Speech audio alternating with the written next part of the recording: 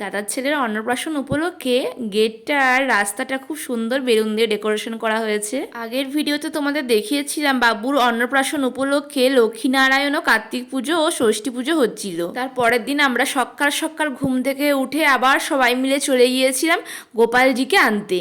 দাদারাই সবাই ঠাকুরের সিংহাসন বয়ে নিয়ে এসেছিল। তারপরে আমরা আবার মেয়েরা আবার সবাই মিলে আবার ঠাকুরের সিংহাসন কাঁধে নিয়ে নাচতে নাচতে গোপালজিকে আবার বাড়িতে নিয়ে ঢুকলাম। গোপালজিকে বাড়িতে রেখে দিয়ে আবার মহাপ্রভুকে আনতে সবাই বেরিয়ে পড়েছিল। তারপর বাড়িতে মহাপ্রভু আসার পর সবাই এত নাচা নেচেছে, কেউ আর বাদ নেই। মা থেকে শুরু করে জেঠিমা থেকে শুরু করে সব বৌদিরা, আমি তো বাবুকে কোলে নিয়েই নাচা শুরু করে দিয়েছিলাম। তারপরে এই যে পুচকের অন্নপ্রাশন, পুচকেটাও কেন বাদ যাবে, পুচকেটাও দু হাত তুলে একদম গৌর নিতাই শুরু করে দিয়েছে। ভিডিওটি ভালো লাগলে অবশ্যই একটা লাইক আর একটা সাবস্ক্রাইব করে দিও। আজকের মতো এখানেই বাই।